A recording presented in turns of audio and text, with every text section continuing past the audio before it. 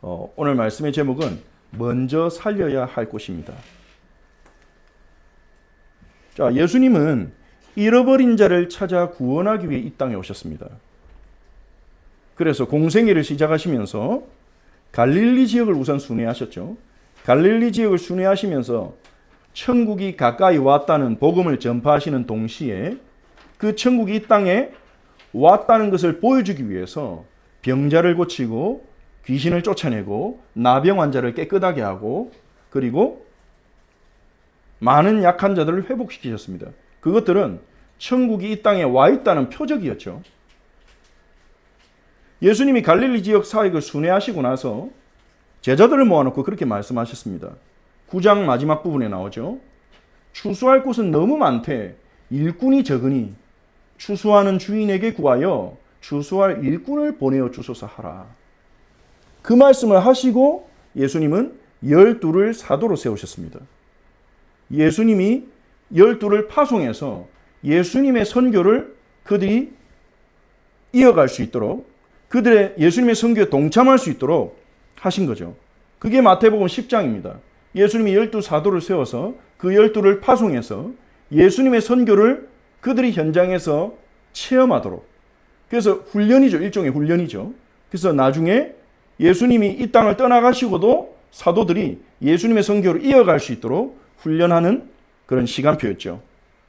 그런데 우리가 읽은 5절을 보시면 5절 6절을 보시면요. 예수님이 제자들에게 12를 내보내시면서 이방인의 길로도 가지 말고 사마리아인의 고을에도 들어가지 말고 오히려 이스라엘 집에 잃어버린 양에게로 가라. 그렇게 말씀하십니다. 이방인의 길로 가지 말고 사마리아에 가지 말고 이스라엘 집에 잃어버린 양에게로 가라. 이스라엘 민족에게로 가라거든요. 이 이스라엘 민족을 잃어버린 양이라고 그렇게 예수님이 표현하셨습니다. 자, 이 말씀을 오해하면 어떻게 됩니까? 아니, 예수님이 이방인에게 관심이 없냐? 예수님은 유대인만 구원하기를 원하시냐? 그렇게 생각할 수 있지만 아니죠. 예수님은 앞에서도 백부장의 믿음을 보시고 이스라엘 가운데 어떤 사람 가운데도 이런 믿음을 본 적이 없다. 그렇게 말씀하셨고요. 그리고 우리가 이미 알다시피 예수님 부활하신 후에 제자들에게 모든 민족에게 가서 모든 족속으로 가서 제자 삼으라. 그렇게 말씀하셨습니다. 예수님이 이 땅에 오신 목적은요. 열방 세계를 살리는 것입니다. 그런데 왜 예수님은 제자들에게 이스라엘의 잃어버린 양에게로 가라. 그렇게 말씀하십니까? 그것은 이스라엘의 남은 자를 먼저 찾아 세우고 이스라엘의 남은 자들을 통해서 열방에 복음 전하는 것이 하나님의 계획이기 때문에 그렇습니다. 그것은요, 창세기에서부터 등장합니다. 하나님이 하나님을 떠난, 그래서 바벨탑 사건까지 일어난 이 인류를 구원하기 위해서요, 하나님은 아브라함을 택하셨잖아요. 그 아브라함을 부르시는 창세기 12장 본문을 보시면요, 하나님이 아브라함에게 이런 약속을 주셨습니다. 내가 너로 큰 민족을 이루고 네게 복을 주어 네 이름을 창대하게 할 것이다. 하나님은 아브라함을 통해서 큰 민족, 나라를 세우겠다고 말씀하시는 거예요. 어떤 나라입니까? 하나님의 복받은 나라예요. 열방의 복이 되는 나라예요. 너를 축복한 자 내가 복을 내리고 너를 저주한 자에게 내가 저주하겠다. 하나님이 배경이 되는 자들의 나라예요. 그러면서 3절에 뭐라 하십니까? 땅의 모든 족속이 너로 말미암아 복을 얻을 것이라 하신지라. 이 아브라함을 통해서 땅의 모든 족속이 복을 얻게 하신다고 한 거예요. 그러니까 이게 하나님의 선교 방식이죠. 아브라함에게 복을 주시고 아브라함을 일으켜서 아브라함 통해서 땅의 모든 족속이 복을 받게 하시는 겁니다. 그리고 이 아브라함이 이제 이삭을 하나님 앞에 바치는 그 시험을 통과한 후에 하나님이요, 그때 아브라함이 주실 때는 이렇게 말씀하십니다. 네 씨로 말미암아 천하 만민이 복을 얻게 하리라. 아브라함의 자손을 통해 열방을 살리시겠다 하신 거예요. 그 약속이 동일하게 이삭과 야곱에도 주어졌습니다. 그리고 그 약속대로 하나님은 아브라함의 자손인 이스라엘 민족을, 이집트에 노예됐던 이스라엘 민족을 이집트 노예에서 출애굽시키시고 시내산으로 인도하셔서 자기 백성으로 삼으셨어요. 언약을 맺으셨죠. 그 언약을 맺는 출애굽기 19장의 본문을 보면요. 하나님 뭐라고 말씀하십니까? 세계가 다 내게 속하였느니 너희가 내 말을 잘 듣고 내 언약을 지키면, 하나님 말씀에 순종하고 하나님께 맺은 언약을 지키면 모든 민족 가운데 너희는 내 소유가 될 것이다. 나의 보물이다. 너희를 특별히 이길 거다. 이 말을요, 다른 말로 하면 구약에 계속 반복되는 언약 공식입니다. 나는 너희 하나님이 되고 너희는 내 백성이 되리라. 하나님과 특별하고 독특한 관계를 갖게 된다는 거예요. 그게 복입니다. 성경이 말하는 복입니다. 우리가 이 땅을 살아가면서 주인은 없죠. 예전에야 과거에야 종이 있고 주인이 있고 왕이 있고 백성이 있었는데, 오늘날 민주주의 사회를 살아가는 우리에게는요, 주인이 있습니까? 왕이 있습니까? 그런데 우리 인생이 내가 개인적으로 의지하는 대상은 뭔가 있다니까요. 그게 사람이든지 물질이든지 추상적인 개념이든지 철학이든지 내가 섬기는 주가 있고 왕이 있어요. 그런데 하나님은요, 우리가 섬기고 의지한 대상이 하나님 되기를 원하시고, 그런 우리에게 복을 주셔서 세상에 하나님 만나는 자가 가장 복이 있다는 걸 나타내기를 원하시는 거죠. 그래서 하나님은 이스라엘이 하나님의 언약에 순종할 때 하나님께 복을 받고 제사장 나라 거룩한 백성이 되게 하겠다 이랬습니다. 그러면서 율법의 가르침을 주셨죠. 그러니까 무슨 말이냐? 이스라엘 백성이 언약 관계를 통해서 하나님의 백성이 되었고, 하나님의 율법, 그 율법이 말한 건 뭡니까? 하나님을 최고로 사랑하고 이웃을 네 자신과 같이 사랑해라. 이 하나님 율법대로 살아갈 때 하나님이 이스라엘 들어 올리신다는 거예요. 복을 주셔서 사람들이 보게 하고 하나님 들어 올리신다는 거예요. 그래서 다른 민족들이 이스라엘을 보고 하나님 앞에 나오도록, 그게 하나님의 계획이었습니다. 하나님의 백성 이스라엘이 복을 받고 이스라엘이 회복되고 그 이스라엘 통해서 열방이 주님께 돌아오는 것. 그런데 이스라엘은 어떻게 합니까?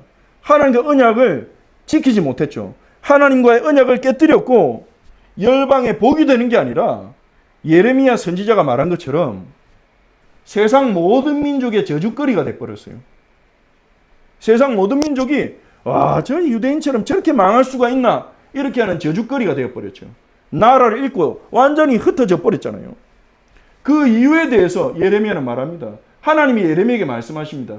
여호와의 말씀에 너희가 나를 순종하지 아니하며 내가 너희 앞에 둔 내 율법을 행하지 아니하며 내가 너희에게 나의 종 선지자들을 꾸준히 보내 그들의 말을 순종하라고 하였으나, 하나님의 율법에 순종하지 않는 이스라엘을 바로 버리신 게 아니라 선지자들을 꾸준히 보내서 여호와께 돌아와라, 그들의 말에 순종해라 했지만 너희는 순종하지 아니하였느니라.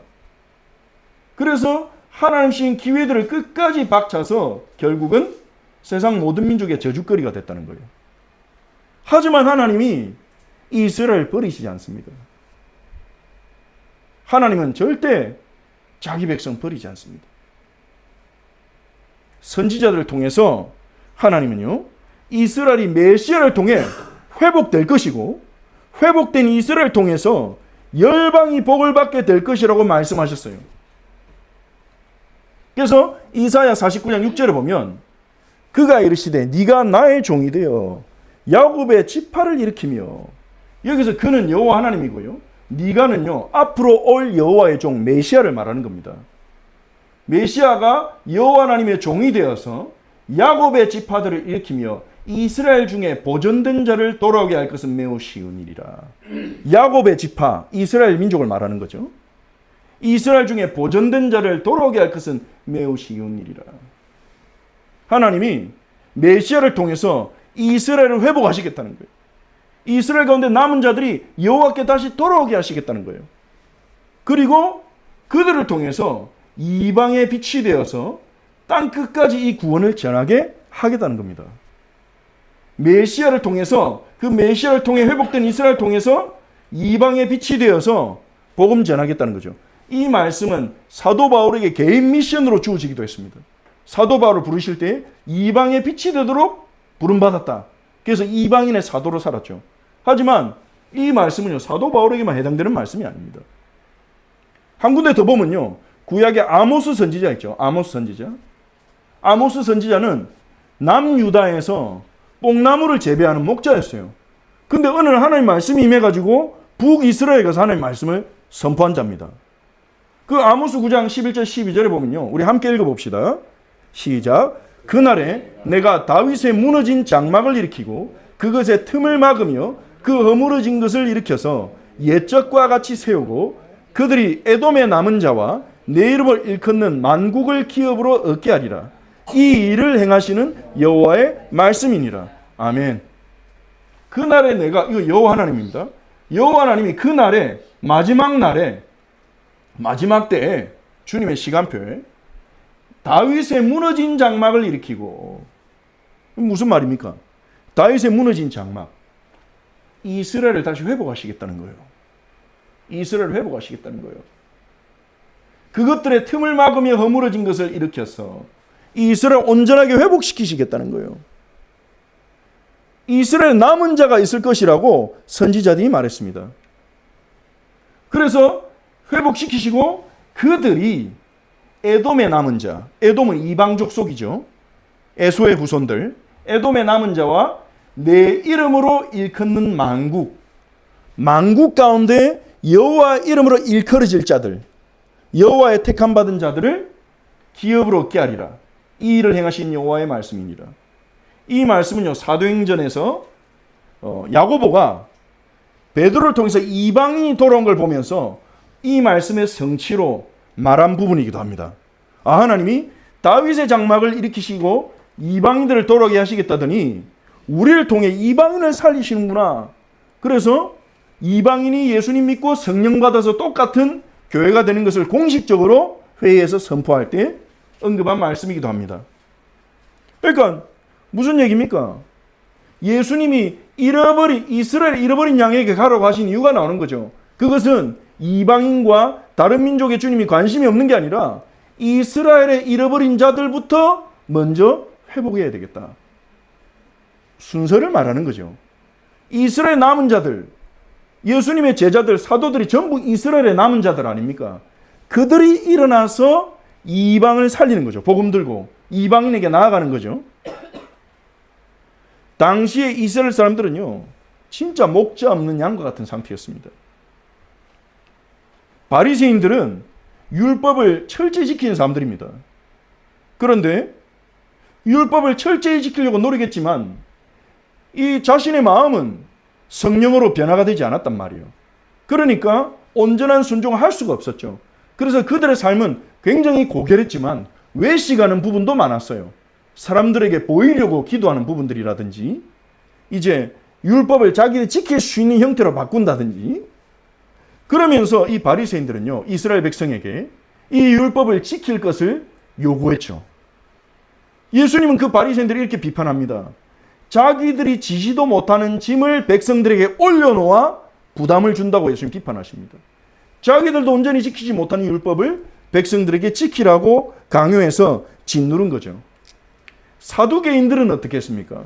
사두개인들은 대제사장이나 서기관이나 이렇게 권력을 가진 집단이었는데요. 이 사두개인들은 성전 권력을 딱 독차지했어요. 성전을 자기들 마음대로 좌지우지했어요. 그래서 이 성전의 이방인의 뜰에서 장사가 이루어지게 한 것도 이 사두개인들이었습니다. 이 사두개인들은 성전 권력을 딱 가지고요, 로마 정부나 헤로드 왕조와 이렇게 정치적으로 거래를 하면서 어떻게 하면 자기들에게 최대한 유익이 될까? 이 사두개인들은 내세를 안 믿었어요. 부활도 안 믿었어요. 이 땅에서 잘 사는 게 중요한 거예요. 그래서 어떻게든 돈 많이 벌고 어떻게든 세상에서 권력을 가지는 데 집착하는 세속주의자들이었거든요.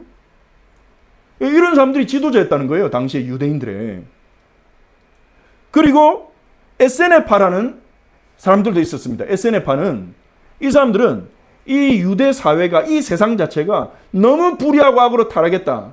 그래서 우리는 여기를 떠나야 돼. 여기서는 부패할 수밖에 없어. 여기서 떠나서 거룩하고 순결한 공동체를 만들어야 돼. 철저하게 매일마다 성경 읽고 성경 공부하고 거룩하게 사는 삶을 추구했어요. 세례 요한도 이 에세네파에, 광야에서 지낼 때 이 에세네파의 영향을 받았다 볼 수 있죠. 이 에세네파들은 광야로 가고 동굴에서 지내면서 진짜 메뚜기하고 석청 먹으면서 순결한 삶을 추구했어요. 이 사람들은 백성에게 존경받기도 했지만 이들은요, 이스라엘 백성을 어떻게 보면 버린 자들이었어요. 이스라엘 백성을 살리는 데는 관심이 없었어요.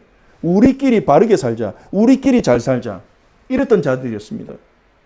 그리고 열심당이라는 사람이 있었습니다. 예수님 제자 중에도 가나나인이 열심당이라 말씀드렸죠. 열심당원이 한 명 있었죠. 시몬. 열심당은요, 혁명주의자들이에요. 우리가 하나님 말씀 지키면서 기도하고 있다고 되겠냐? 우리가 세상 바꿔야 된다. 로마 정부와 싸워야 돼. 헤롯 왕과를 우리가 싸워야 돼. 로마 정부 쫓아내야 돼. 그러니까 이들은요, 실제로 칼을 차고 로마 정부를 공격하기도 했고 게릴라전을 펴기도 했고 세상을 자기들 힘으로 바꾸기 위해서 폭력까지도 동원하는 사람들이었어요. 이 사람들이 유대인 사회를 이스라엘 움직이는 내 대표적인 분파였습니다. 그러니 백성들 어떻게 됩니까? 예수님 보실 때 잃어버린 양이 딱 돼버린 거죠. 목자가 없어요. 바리새인들은 율법으로 백성들 짓누르고 사두개인들은 자기들의 이익만 딱 생각하니까 백성들 실망시키고 에셀파는요 없어요. 그 사람들은 자기들끼리 거룩하게 살겠다고 백성들 눈에 안 보여요. 여심당은요 막 세상 바꾸겠다고 사고치면서 또 같이 공격받고 더 어렵게 만들었어요. 삶을.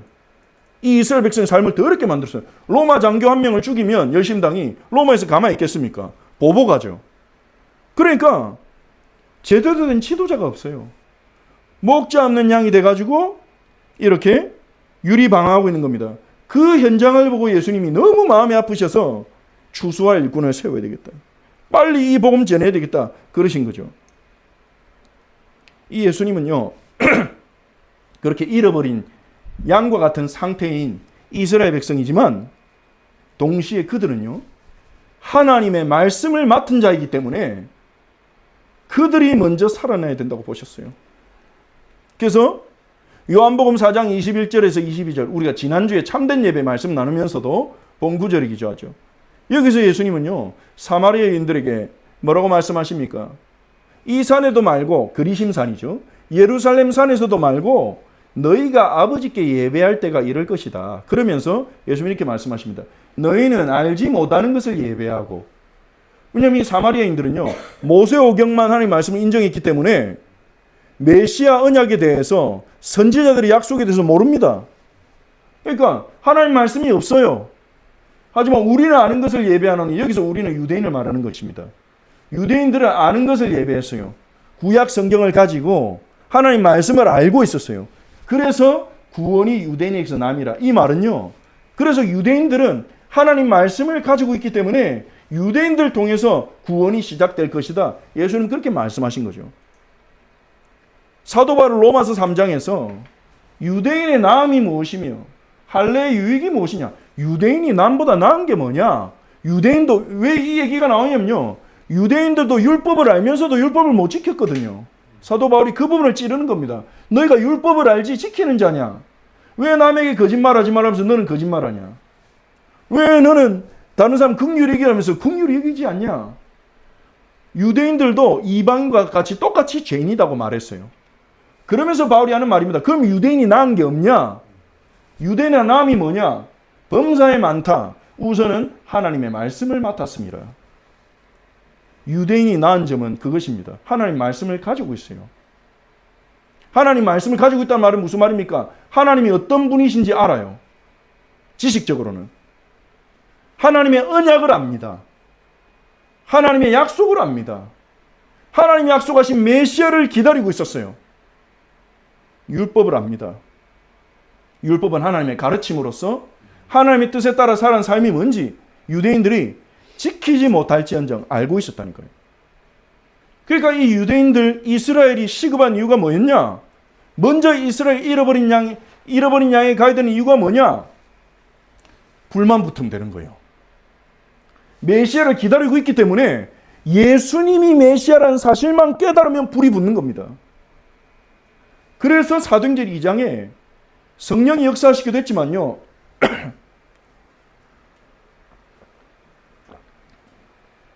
베드로가 설교할 때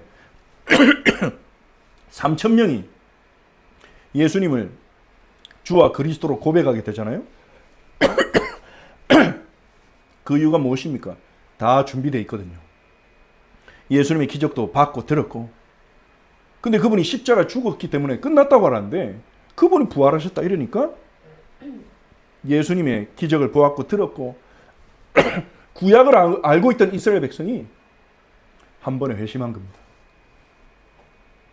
잃어버린 양. 오늘날의 교회도 당시 이스라엘과 유사해요. 우리가 정말 교회를 놓고 기도해야 됩니다. 우리 교회가 하나님 앞에 바로 서야 되지만 한국 교회와 세계 교회를 놓고 기도해야 됩니다. 오늘날의 교회가요, 잃어버린 양이 돼버렸어요. 바리새인처럼 율법주의를 가르치고요, 행위를 강조하고요, 바르게 살아야 된다, 안 믿는 사람보다 더 낫게 살아야 된다, 행위를 강조하는 교회가 있고요, 사두개인들처럼 정치 권력과 야합해가지고 강단에서 특정 정치인을 옹호하거나 아니면 특정 정치인을 공격하거나 그러면서 정치 권력에 암암리에 이렇게 도움을 주면서 같이 공생하는 그런 것들이 뉴스에서 나타나고 있지 않습니까? 그러면서 이 세상에서의 성취를 추구하는 교회, 강단에서 여러분이 복받아서 이 세상에서 부자 되고 성공하고 여러분 자녀 잘 되는 게 하나님 뜻입니다. 그걸 번영신학이라고 하거든요. 번영신학. 그 거짓된 가르침입니다. 성경이 말하는 건 그게 아니죠. 그런 번영신학을 가르치는 교회. 그리고 SNF파처럼 세상은 악하니까, 세상은 잘못됐으니까 세상에 들어가지도 말고 세상부터 떠나가야 돼, 분리해야 돼, 이렇게 가르치는 교회. 그럼 세상은 누가 살립니까? 그리고 열심당처럼요, 우리가 교회 앉아서 기도만 하고 있어서 안 돼. 세상에 들어가서 인권운동하고 사회정의 구현하고 우리가 세상을 살려야 돼. 맞는 말인데요, 사회구원을 추구하는, 예수 그리스도의 십자가 부활을 믿음으로 구원받는 게 아니라 세상을 바꾸고 시스템 바꾸는 사회구원을 추구하는 이런 교회들까지. 이들의 말에는 다 장점이 있지만요, 예수님이 원하신 건 그게 아닙니다. 마태복음 16장 예수님이 제자들에게 물어보실 때 사람들이 나를 누구로 아느냐? 그때 예수님 제자들이 뭐라 합니까? 세례 요한 같다 합니다. 예레미야 같다 합니다. 엘리야 같다 합니다. 선지자 중에 하나 같다 합니다. 거기에 대해서 예수님은요, 아무 말씀 안 하셨어요. 왜냐하면 예수님 오신 목적은 그게 아니거든요. 너희는 나를 누구로 아느냐? 베드로가 뭐라고 고백합니까? 주는 그리스도시요 살아계신 하나님의 아들이십니다. 그리스도란 말은 무슨 말입니까? 우리를 죄와 사탄의 건재에서 건지시는 왕이요 선지자의 제사장이십니다. 살아계신 하나님의 아들이십니다. 이 고백할 때 예수님이 바요나 시모나 복이 있구나 그러셨잖아요. 우리가 바르게 살아야 됩니다. 하지만 우리가 예수를 그리스도로 만나서 우리의 심령이 성령으로 바뀌지 않으면 어떻게 바르게 살겠습니까? 바르게 사는 폼만 내고 코스프레만 할 뿐이겠지요. 우리가 이 세상에 영향력 줘야 됩니다. 그런데 그것을 추구하는 것은 하나님 나라와 맞지 않죠. 예수님은 이 땅에 보물을 쌓아두지 말라 했거든요. 하늘에 보물을 쌓아두라 하셨지 않습니까? 우리가 이 땅의 보물을 추구한다면 복음이 뭐에 가치 있게 보이겠습니까? 똑같아요. 종교인이나 다른 종교인이나. 하나님께 빌어서 이 땅의 성공을 구한다면 하나님 나라가 독특할 게 없어요. 세상에 있는 많은 종교 중에 하나예요. SNF파처럼 세상을 벗어난다면 세상 속에 빛과 소금이 될 자는 어디 있겠습니까? 열심당처럼 우리의 힘과 의지로 세상 바꾸다 보면요, 결국은 폭력의 유혹 갖고 폭력의 길로 갑니다. 처음엔 아니었어도 상대방이 폭력 행한다고 폭력으로 갚으면서요. 순수한 운동으로 시작됐다가 변질된 운동이 얼마나 많습니까? 예수 그리스도가 주인 되시고 그 예수 그리스도를 따라가는 하나님 나라만이 나를 살리고 세상 살리는 거예요. 그래서 오늘날의 교회가 잃어버린 양이 되었기 때문에 교회가 먼저 살아나야 됩니다. 우리 교회가 먼저 살아나야 돼요. 그럼 어떻게 하면 살아납니까? 예수님 시킨 대로 하면 됩니다. 예수님은요, 잃어버린 양에게 가면서 천국 복음을 선포하라 했어요. 천국 복음이 선포되면 살아납니다. 천국 복음이 뭡니까? 예수님이 가면서 천국이 가까이 왔다 하라. 천국이 가까이 왔다. 그게 천국 복음입니다. 죽어서 천국 가는 게 아니라 천국이 이 땅에 왔어요. 하나님 나라 이 땅에 왔어요. 예수님을 통해서 천국이 이 땅에 와 있어요. 그래서 예수님은요, 말씀 사역을 통해서 천국이 뭔지를 제자들에게, 사람들에게 계속 가르치신 거예요. 특히 산상수훈을 통해서 우리가 읽었던 마태복음 5장에서 7장에 보면 산상수훈 나오지 않습니까? 거기서 예수님은 천국을 가르치셨습니다. 천국이 뭡니까? 심령이 가난한 자, 애통하는 자, 온유한 자. 온유한 자는 좋게 말하면 온유한 자고요. 겸손한 자인데 부정적으로 보면 어떤 자입니까? 온유한 자는요, 우유부단하고 연약한 자. 의에 줄이고 목마른 사람 어떤 사람입니까? 억울한 자. 이 사람들이 복이 있다 하세요. 왜 그렇습니까? 이 사람들이 예수 그리스도를 만나면 천국을 소유하게 되고 하나님의 위로를 받게 되고 하나님이 그들의 억울함을 갚아주시고 하나님이 그들에게 땅을 기업으로 주시기 때문입니다. 그리고 이들이 예수님 만나면 어떻게 됩니까? 변화돼요. 긍휼을 얻어야 되는 자가 아니라 긍휼이 여기는 자가 긍휼이 여기는 자가 돼요. 왜 그렇습니까? 예수님께 사랑받았으니까. 억만 죄인인 나를 예수 그리스도께서 죽기까지 사랑하셨으니까. 하늘 영광 버리고 이 땅에 내려와 성육신하여 십자가에 죽고 온갖 끔찍한 고통과 모욕을 당하고 무덤에 장사될 정도로 우리를 사랑하셨으니까 그 사랑을 받으면 받을수록 긍휼히 여길 수밖에 없게 되는 거죠. 그 예수님을 만나 어떻게 변화되어 갑니까? 마음이 청결한 자로 변화되어 갑니다.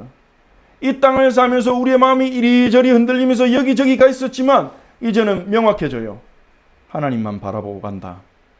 예수님만 바라보고 간다. 말씀 따라간다. 명확해져요, 마음이. 어떻게 변화됩니까? 화평케 하는 자가 됩니다. 화평케 하려면 먼저 용서해야 돼요. 용서할 수 있어야 화평케 되는 겁니다. 근데 우리는 용서할 힘이 없잖아요. 근데 하나님의 용서, 예수님의 용서를 경험하니 계속 경험한단 말이에요. 저는 그 십자가의 용서를 지금도 계속 경험합니다. 왜냐하면 여전히 저는 죄를 짓거든요. 여전히 저는 넘어지거든요. 여전히 저는 실패하거든요. 그때마다 주님의 용서가 새롭게 경험되는 거죠. 용서 받으니 용서할 수 있게 돼요. 나도 용서해야 하지 않을까? 주님이 나를 용서하셨으니 나도 용서해야 하지 않을까? 용서할 수 있는 힘을 주세요. 예전 용서할 마음도 없었는데 용서해야 됐다는 생각이 드니, 하지만 내 마음은 용서할 자신이 없으니 용서할 힘을 주세요. 그렇게 화평케 한 자로 변화되어 가는 겁니다. 그리고 어떻게 변화되어 갑니까? 의를 위하여 박해를 받는 자로 변화되어 가는 거예요. 그게 무슨 말입니까? 예전에는요, 아픈 거 싫고 힘든 거 싫으니까 아픈 거 힘든 거 피해갔는데, 이제는요, 의를 위해서라면, 하나님이 기뻐하신 일이라면, 하나님의 뜻이라면 박해받아도 좋아, 고난받아도 좋아, 이렇게 변화되어 가는 것입니다. 하나님 나라는요, 그게 하나님의 은혜의 통치입니다. 은혜로 우리를 그렇게 바꿔 나가신다는 거예요. 예수님이 선포하신 팔복은 그런 것입니다. 어떻게 됩니까? 그러니까요, 그 하나님의 은혜의 통치를 받으니까 예수님 안에서 율법의 정신을 깨닫는데요, 율법은 착하게 사는 게 아니라 하늘에 계신 아버지의 완전하심을 닮아가는 거구나. 예수님을 통해 우리에게 임한 하나님 나라는요, 하늘에 계신 아버지의 온전하심을 닮아가게 합니다. 우리가 무슨 수로 원수를 사랑할 수 있습니까? 우리가 무슨 수로 왼뺨 때리는 사람한테 오른뺨을 내밀겠습니까? 그거를요, 보면요, 기분 나빠요. 이렇게 어떻게 해라고요? 쉽죠? 그런데 하나님 나라는요, 하나님의 은혜와 사랑이 내 생각과 마음을 계속 다스리면서, 아, 그럴 수 있겠구나, 그래 해야 되겠구나, 그렇게 우리를 변화시켜 나가는 거예요. 하늘에 계신 아버지의 온전하심을 닮아가는 거예요. 그게 천국입니다. 그러면서 이제 하늘 아버지와 교제하는 것이 가장 중요한 기쁨이 됩니다. 천국 백성들에게는요. 하늘 아버지와 교제하면서 이젠 사람의 인정이 점점 중요하지 않게 됩니다. 사람들이 나를 인정해 주지 않아도 사람에게 보이려고 기도하고 사람에게 보이려고 구제하지 않습니다. 아버지가 나를 어떻게 보실까? 아버지가 나를 어떻게 보실까? 그게 중요해요. 그러면서 의식주에 대한 염려도 내려놓습니다. 무엇을 먹을까 마실까 입을까 염려하지 마라. 그건 이방인들이라 구하는 거야. 하늘에 계신 아버지는 참새도 먹이고 들의 핀꽃도 입히셔 책임지실 거야. 그게 믿어지니까 아버지의 나라와 뜻을 먼저 구하게 됩니다. 그러면서 어떻게 돼요? 그 하나님 나라를 누리는 사람들은, 이 땅에 임한 그 천국을 누리고 맛보는 사람들은 이 세상의 빛과 소금으로 기능하는 거죠. 예수님을 닮아감을 통해서 하나님 나라 이 땅에 와 있다는 걸 보여줘요. 천국을 보여줘요. 하늘에 계신 아버지의 온전하심을 닮아감을 통해서 천국은 눈에 보이지 않는 영적 왕국입니다. 아직. 하지만 이 천국을 누리는 하나님 자녀 우리를 통해서 천국이 이 땅에 와 있다는 것을 사람들이 보게 하는 겁니다. 그게 하나님 나라가 가까이 왔다는 복음이에요. 우리의 신앙생활은 이 복음의 방향성으로 나가야 됩니다. 예수님을 닮아가고 닮아감으로 예수님을 나타내는, 이 세상에 예수님의 임재와 하나님 나라를 보여주는 통로가 되는 거예요. 그 결정적인 말씀이 뭡니까? 요한복음 13장 34절에 예수님이요, 새 계명을 주노니 내가 너희를 사랑같이 너희도 서로 사랑해라. 예수님께 우리가 받은 사랑을 기억하고 맛보고 그 사랑의 감격을 맛보면서 우리도 그 사랑으로 이웃을, 세상에 있는 사람들을 사랑해 가는 거죠. 그걸 통해 하나님의 나라가 보여지는 거예요. 천국이 진짜 있구나. 저 사람들 보니까. 저 사람들 보니까 하나님 살아있구나. 그렇게 되어지는 것입니다. 두 번째로요, 예수님은 병든 자를 고치며 죽은 자를 살리며 나병한 자를 깨끗하게 하며 귀신을 쫓아내되, 예수님이 일으킨 기적들이죠. 제자들에게도 똑같이 하라는 겁니다. 너희도 가서 병든 자를 고치고 죽은 자 살리고 나병한 자 깨끗하게 하고 귀신 쫓아내라. 왜냐? 예수님 그 권능을 주셨거든요. 마태복음 10장 1절에 제자들에게 그 권능을 주셨다 하시거든요. 치유사역을 통해서 천국이 이 땅에 와 있다는 걸 나타내라. 천국은 눈에 안 보이지만 우리가 이 땅에 나타낼 수 있습니다. 어떤 사람한테 복음 전하니까 천국 보여달라 그러더라고요. 있으면. 하나님 있으면 보여달라 그러더라고요. 보여줄 수 있는 방식이 두 가지가 있어요. 첫 번째는 우리가 하나님 나라의 가르침대로 살아갈 때 우리의 삶을 통해 예수님을 닮아가는 사랑으로 충만해지는 삶을 통해 사람들이 천국을 봅니다. 두 번째는요, 우리가 예수 그리스도의 이름의 권세를 사용해서 병든 자를 위해 기도하고 귀신 들린 자를 위해 기도하고 귀신이 쫓겨나가고 병이 치유되고 영적 문제가 해결될 때 그걸 통해서 천국이 임했다는 게 세상에 드러납니다. 예수님이 하신 사역, 말씀 사역과 치유 사역. 제자들에게 그걸 예수님이 맡기신 거예요. 제자들, 너희도 가서 내가 한 것처럼 천국이 가까이 왔다고 가르치고 산상수훈에서 배운 것들 가르치고 그리고 내 이름으로 병을 고치고 귀신 쫓아내고 하나님 나라를 보여주거라. 하나님 나라를 나타내거라. 두 가지입니다. 이 땅에 천국을 나타내는, 하나님의 영광을 나타내는 방식이 두 가지예요. 우린 그 두 가지 다를 놓치면 안 됩니다.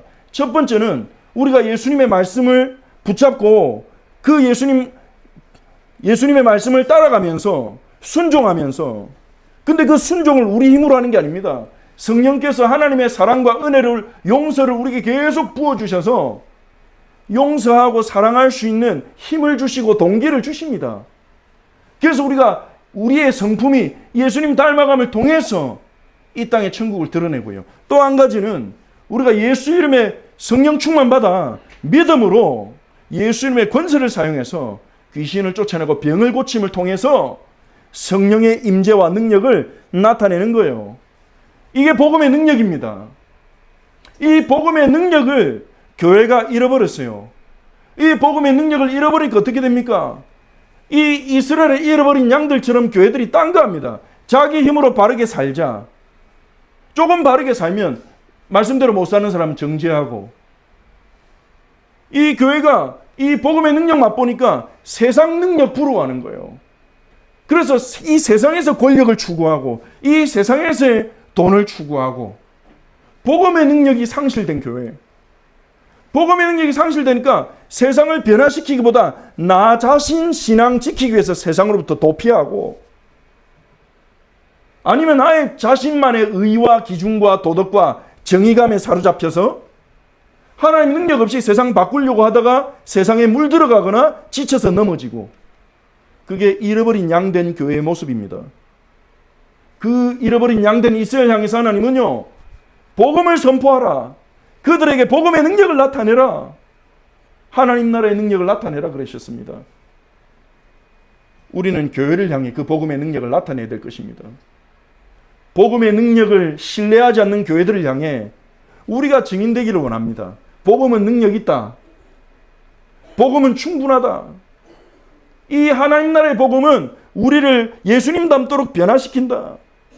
이 하나님 나라의 복음은 병든 자를 고치고 지금도 성령의 능력으로 귀신을 쫓아내고 영적 문제 해결할 수 있다. 우리가 이 복음을 전하도록 부름받은 거예요. 그래서 우리는 세상의 빛과 소금으로 부름받았고요. 하나님 나라를 성품으로 나타내는 삶으로 나타내는 빛과 소금으로 부름받았고요. 동시에 우리에게 하나님 나라의 능력을 나타낼 권세를 주셨습니다. 마태복음 12장 28절 같이 읽어보겠습니다. 그러나 내가 하나님의 성령을 힘입어 귀신을 쫓아내는 것이면 하나님 나라가 이미 너에게 임하였느니라. 하나님 성령을 힘입어 귀신 쫓아낼 때 하나님 나라가 임했다는 것을 보여주는 거죠. 그런데 우리가 주의해야 될 것이 있습니다. 이 복음의 능력이 나타나다 보면요. 어떻게 됩니까? 사람들이 살아나고 사람들이 회복되고 모여들게 돼 있습니다. 그런데 그때 사람들이 살아나고 모여들고 그러다 보면요. 사람이 모이면 힘이 생기고 사람이 모이면 돈도 모이잖아요. 그때 속습니다. 예수님이 그래서 주신 가르침입니다. 너희가 거저 받았으니 거저 주어라. 복음으로 돈 벌지 말라는 거예요. 복음의 능력으로 돈 벌지 말라는 거예요. 복음을 이익을 얻기 위한 수단으로 사용하면 어떻게 됩니까? 복음의 신뢰성이 떨어져요. 아, 결국은 돈 벌려고 그렇게 열심히 했구나. 이렇게 돼버리는 겁니다. 근데 안타깝게도요. 처음에는 순수하게 복음운동으로 시작했다가 사람이 모이고 돈이 모이니까 변질된 사역자들이 교회 사상에 상당히 있었습니다. 그래서 예수님이 제자들에게 주신 교훈이죠. 그러면 복음의 능력이 그때부터는 막혀버리는 거예요. 이익을 위한 수단으로 변질된다면 예수님은요. 우리가 복음 받은 게 거저 받은 거잖아요. 우리가 예수 이름으로 누군가를 치유했다. 내가 치유한 게 아니잖아요. 하나님이 하신 거잖아요. 그것 때문에 돈 받지 말라는 거예요. 거저 받았으니 거저 주어라. 그러면서 이 천국 복음을 선포할 우리가 반드시 체험해야 될 게 있습니다. 신명기 25장 4절에 보니까요. 곡식을 떠는 소에게 망을 씌우지 말라 했어요. 곡식을 떠는 소에게 망을 입에 막지 말아라. 이 말은요. 수고하면서 자기도 뜯어먹을 수 있도록 해라는 거예요. 소가 일하면서 자기도 곡식 뜯어먹게 해주라는 거예요.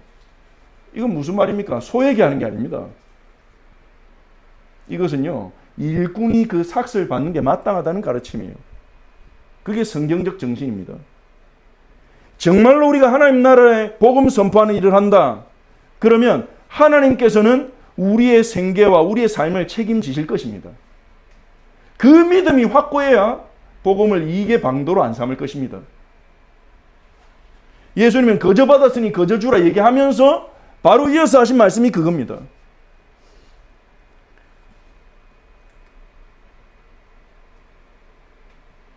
예수님 또 주기도문에서 기도에 가르치셨죠. 우리에게 일용할 양식을 주시옵고. 그 말은 뭡니까? 하늘에 계신 아버지께서 일용할 양식을 우리에게 주신다는 거예요. 우리가 일용할 양식을요. 우리 스스로 준비하려고 하면 뭐 능력이 많고 똑똑한 분들은 잘 일자리도 잘 구하고 일도 잘 찾아가지고 돈 잘 벌 수 있겠죠. 어쩌면 일용할 양식 이상을 벌 수도 있을지도 모릅니다. 하지만 생활에는 불편함이 없겠지만 하나님과의 관계는 자칫하면 놓칠 수 있습니다. 오히려 연약한 사람들이, 좀 무능한 사람들이 하나님과 더 빨리 가까워지는 이유 중에 하나가 그겁니다. 왜냐하면 매달릴 수밖에 없거든요. 자기 머리는 안 보여요. 어떻게 해야 일을 잘할 수 있고 할 수 있는지 안 보여요. 그러니까 하나님께 매달려서 기도할 수밖에 없는 거예요. 매달려 기도하다 보니까 하나님 문 열어주고 이러니까 나의 생활을 공급하시는구나. 이게 체험이 되어진단 말이에요. 그러니까 하나님과의 관계가 조금 빨리 가까워질 수 있는 거죠. 근데 오히려 좀 능력 있고 일을 잘하는 분들은 자칫하면 이 부분을 놓칠 수 있습니다만은, 그래도 인간에게는 한계가 있기 때문에 그 한계 상황에서 주님 의지하다가 공급하신 주님을 체험할 수 있습니다. 채우신 하나님을요. 근데 하나님이 원하시는 것은요, 모든 주의 백성들이요, 주님께 일용할 양식을 구하고 그것을 기본 세팅으로 살아가는 거예요. 이 일용할 양식을 구하옵시고, 이거는요, 기도만 하고 일도 안 하면 된다 그 말이 아닙니다. 나에게 필요한 것을 공급하신 분이 하나님이라는 것을 믿고 하나님이 내게 주신 기회와 자리에서 성실하게 하라는 거죠. 다만 일용할 양식을 구하라 이 말은요, 과하게 경제적인 부분을 너무 과하게 추구하지는 말아라는 거예요. 하나님과의 관계가 소원이질 만큼. 6장에서 마태복음 6장에서도 예수님이 또 가르치셨습니다. 너희는 염려하기를 무엇을 먹을까 마실까 입을까 하지 마라. 이건 이방인이 구하는 거다. 너희 하늘 아버지께서는 이 모든 것이 너에게 있어야 할 줄을 아시느니라. 이걸 체험해야 됩니다. 하나님 자녀는 우리들은요. 하나님이 우리에게 필요한 것이 뭔지 아시고 공급하시는 분이시구나. 그래서 특히 하나님 나라에 전적으로 뛰어드는 12사도에게 예수님이 10장 9절 10절에 명하신 게 그거예요. 굉장히 레디컬한 급진적인 명령입니다. 아니 제자들이 둘씩 이제 각 마을을 돌아다녀야 되잖아요. 그런데 전대는 주머니거든요. 전대에 금이나 은이나 동을 가지 마라. 돈 하나도 갖고 가지 마 이 말이에요. 돈 하나도 갖고 가지 마. 여행을 위하여 배낭도 준비하지 마. 두 벌 옷이나 신발이나 지팡이 가지 마라. 이 말은요, 여분의 옷, 여분의 신발, 여분의 지팡이도 가지고 가지 마. 지금 딱 입고 있는 옷, 지금 들고 있는 지팡이, 지금 들고 있는 신발만 가지고 가봐라 이 말이에요. 우리 평생 이렇게 살아란 말이 아닙니다. 사유제사는요, 성경에서 시작됐어요. 다 버리고, 우리가 이 말씀을 잘못 받으면 다 버리라는 건가? 그 뜻이 아닙니다. 경험해봐라는 거예요. 체험해봐라는 거예요. 우리가 하나님 나라의 복음을 선포하기 위해서 진짜 하나님 믿고 하나님이 채우시는지 안 채우시는지 경험해보라는 거예요. 왜냐? 일꾼이 자기의 먹을 것을 받는 것이 마땅함이니라. 아까 읽은 곡식을 떠는 소의 입에 망을 씌우지 말라. 거기서 나오는 개념과 같은 말인 것입니다. 체험해라는 거예요. 하나님이 신뢰하는 법을 배워야 된다는 거예요. 왜냐? 하나님 신뢰하는 법을 배우지 못하면요, 경제와 물질에 대한 염려에서 벗어나지 못합니다. 불안에서 벗어나지 못합니다. 거기에 대한 유혹에 약해집니다. 그 유혹에 넘어질 가능성이 큽니다. 갑자기 막 명성이 생기고 갑자기 물질이 들어오면 거기에 넘어질 유혹이 더 커지게 되는 거예요. 그래서 하나님 신뢰하는 법을 배워라. 하나님은 하나님 나라 일꾼들에게, 복음 전환자들에게 생활에 필요한 거 주신다. 공급해 주신다. 그걸 경험해라. 그리고 두 번째 체험해야 될 게 있습니다. 어느 성이나 마을에 들어가든지 합당한 자를 찾아내서 너희가 떠나기까지 거기 머물라. 합당한 자가 있다는 거예요. 그 합당한 자를 통해서 하나님은 공급하실 거라 약속하신 겁니다. 예수님이요. 합당한 자가 있다. 그 합당한 자의 집에 들어가면 그 합당한 자가 먹을 것도 주고 숙소도 제공할 것이다. 그러니 돈도 갖고 가지 말고 여분의 옷도 가져갈 필요 없다. 옷이 찢어지면 합당한 자가 제공해 줄 것이다. 하나님의 공급은요, 하늘에서 떨어지게 하시진 않습니다. 하나님은요, 곳곳에 하나님의 백성들을 통해 예비된 자를 통해 복음 전할 일꾼의 필요를 채우십니다. 지금까지 교회사에 수백만, 수천만, 수억의 증거거리가 있을 겁니다. 다 알지는 못해도요. 여기에 대한 하나님은 준비해 놓으셨어요. 모리아산에서부터 시작된 신앙, 여호와 이레, 여호와께서 준비하실 것이다. 아브라함이 다윗에게 말한 그 신앙처럼요. 하나님은 준비해 놓으셨어요. 우리는 하나님의 일꾼이지. 우리는 주의 제자지. 주인이 아닙니다. 주인이신 주님께서 준비해 놓으셨어요. 우리에게 예배 처소가 필요하다. 주님은 준비해 놓으셨습니다. 우리 교회 경제가 필요하다. 주님은 준비해 놓으셨습니다. 우리는 그런 것 때문에 염려할 필요 없습니다. 오히려 그것을 하나님을 체험하는 기회로 삼아야 됩니다. 합당한 자. 합당한 자를 찾으라는 거예요. 누가 합당한 자입니까? 12절에 그 집에 들어가면서 평안하기를 빌라. 평안하기를 빌라. 이 말은 무슨 말입니까? 이스라엘 사람들 인사가 샬롬입니다. 샬롬이라면 합당한 자가 아이고 어서 오세요. 쉬는 사람은 아이 가세요. 이런단 말입니까? 평안하게 빌라는 말은요. 하나님 나라 복음을 선포하라는 거죠. 하나님 나라의 복음만이 우리에게 평안을 주지 않습니까? 복음을 선포해 보면 알아요. 우리가 지역으로 가서 사람을 만나서 복음을 선포해 보면 그 사람이 그에 합당한 자인지 아닌지 알아요. 합당한 자는 이 복음을 환영하는 자입니다. 복음 듣도록 준비된 자입니다. 복음 전하는 자를 섬기도록 준비된 자가 있습니다. 하나님이 그렇게 준비해 놓은 사람이 있다는 것을 체험해야 됩니다. 그때 우리는 자유로워집니다. 뭘로부터 자유로워집니까? 경제에 대한 불안과 염려로부터 자유로워집니다. 하나님 나라에 온전히 집중할 수 있게 됩니다. 예수님께 집중하고 내게 맡겨진 일의 사역에 주님을 즐거워하는 것에 집중할 수 있게 됩니다. 합당한 자가 있다. 하나님의 공급하심을 체험하라는 거죠.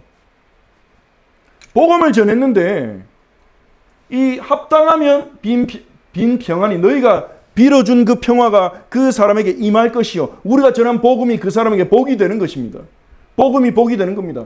그런데 합당하지 아니하면 그 복음을 거부하면 그 사람은 그 평안이 우리가 전한 그 복음의 능력이 우리에게 돌아온다는 거예요.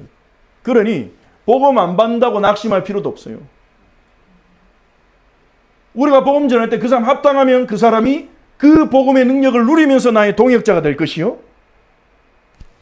그 사람이 복음을 거절한다면 그 복음의 능력이 나에게 돌아와서 너에게 돌아올 것이라. 예수님은 그렇게 약속하십니다. 그러면서 14절에 누구든지 너희를 영접하지도 아니하고 너희 말을 듣지도 아니하거든. 이 복음 받지도 않고 영접하지도 않고 거부하면 그 집이나 그 성에서 나가 발의 먼지를 떨어버리라. 발의 먼지를 떨어버리라 말은 무슨 말입니까? 이거는 이제 당신과 나는 관계없다. 딱 끊어버리라는 거예요. 발의 먼지 떨어버리고 이제는 당신들이 받을 심판은 내 책임 아니다. 이제 나는 복음 전했다. 이거예요. 막 거기에 상처받거나 어떻게 거부하지? 이렇게 이 복음 좋은 복음을 거부하지? 상처받거나 낙심하거나 힘 빠지지 말고 발에 먼지 떨어버리고 다른 성이나 마을로 가라는 거예요. 예수님이 가르쳐준 하나님 나라 복음 전략이죠. 그래서 15절에 내가 진실로 너희에게 이르노니 심판날에 소돔과 고모라 성이 그 성보다 견디기 쉬우리라. 그 성은 어떤 성입니까? 복음을 거절한 그 도시. 복음을 거절한 그 성읍이요. 심판날에 소돔과 고모라 성보다 더 무서운 벌을 받을 것이다. 왜냐? 복음 거절했단 말은 그 사람들은 심판받기로 확정이에요. 소돔과 고모라는 불과 유황으로 멸망했죠. 그런데 마지막 날에 믿지 않는 자들에게 임할 심판은요. 불과 유황보다 더 무서운 거잖아요. 그러니까 복음을 거절한 자들은 심판을 확정하는 거예요. 심판에서 빠져나올 길이 바로 예수 그리스도 이런 복음인데 그 복음을 거절한단 말은 나 심판 받을게 이 말이거든요. 내 심판은 내가 받는다. 내 죄는 내가 책임질게. 물론 이 땅에 사는 동안에요. 국가법이나 사회의 규칙을 우리가 깬 건 우리가 책임져야 됩니다. 하지만 하나님의 법을요. 우리가 어긴 것을 책임진다고요. 누가 감히 그런 말을 교만하게 할 수 있겠습니까? 하나님의 영광과 그분의 진노를 안다면요. 그래서 오늘 말씀처럼 먼저 사귀어야 할 곳은 도대체 어딘가? 결론입니다. 교회부터 살아나야 돼요. 교회부터 교회가 잃어버린 양이 되어 있습니다. 그래서 교회부터 살고 교회가 다시 복음을 회복해서 세상에 복음을 제대로 전하기 시작해야 됩니다. 지금 한국 교회가요, 우리나라 사회로부터 신뢰를 심하게 잃었습니다. 젊은이들이 교회를 떠나고 있습니다. 다음 세대들이 교회에서 사라지고 있어요. 그 이유가 뭐냐? 수많은 이유를 댈 수 있겠죠. 목회자가 부족해서, 교회 문화가 너무 올드해서, 실망을 줘서, 상처 줘서 수많은 이유를 댈 수 있을 겁니다. 하지만 근본은 하나입니다. 복음을 잃어버렸어 그래요. 언제는 사람들이 타락 안 했습니까? 언제는 목회자들이 부족 안 했습니까? 언제는 교회 문화가 부족하지 않았습니까? 복음으로 교회는 승리했어요. 복음을 상실한 거예요. 복음을 지식으로 가지고 있는데 복음의 능력을 상실한 것입니다. 그러니 입술로 복음을 말하면서 마음은요, 복음 아닌 다른 곳으로 자꾸 끌려가는 거예요. 예수님 당시 이스라엘 상태처럼. 그래서 교회를 살리기 위해서는 어떻게 됩니까? 다시 복음이 선포되어야 됩니다. 복음이 강력하게 선포되어야 됩니다. 지속적으로 선포되어야 됩니다. 그 복음을 통해서 능력이 하나님께 있고 나에게 없음이 선포되어야 돼요. 우리는 죄인이고 그리스도의 십자가로 구원받았음이 선포되어야 돼요. 그리고 그 복음의 능력이 나타나야 돼요. 우리를 통해서 어떻게? 성화를 통해서 우리 예수님 닮아감을 통해서 복음의 능력이 나타나야 돼요. 복음이 저 사람을 바꾸는구나. 그리고 치유 사역을 통해서 복음이 나타나야 돼요. 예수의 이름으로 지금도 병자들이 치유되고 귀신이 떠나가는구나. 물론 이것은 우리의 마음대로 우리의 힘으로 할 수 있는 게 아닙니다. 성령이 역사하셔야 돼요. 하지만 우리가 정말로 다시 이 복음 붙잡고 복음 아니면 안 된다. 이 땅에 천국이 임했는데 그 길은 바로 예수 그리스도밖에 없다.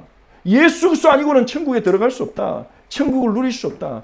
명확한 복음을 붙잡고 우리가 누리고 선포할 때 복음의 능력이 성화와 치유의 역사로 우리에게 나타날 줄 믿습니다. 그리고 우리는 이 복음 운동을 계속하기 위해서, 변질되지 않고 이 복음 운동을 계속하기 위해서 공급하신 하나님을 체험하고 신뢰하는 법을 배워야 됩니다. 우리 함께 기도합시다. 말씀 붙잡고 교회부터 살아나도록, 우리 공동체부터 살아나도록, 한국의 교회가 살아나도록, 전 세계 교회가 살아나도록 기도합시다. 지금 기독교가 개독교란 말을 듣고 있습니다. 기독은 그리스도란 말인데 그 그리스도의 이름이 교회 때문에 모독을 당하고 있습니다. 정말 우리가 기도해야 되겠습니다.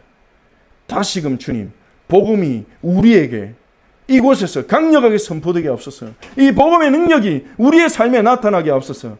공급하신 하나님을 체험하고 신뢰하는 법을 배우게 하옵소서. 우리 합심으로 말씀 붙잡고 기도하겠습니다.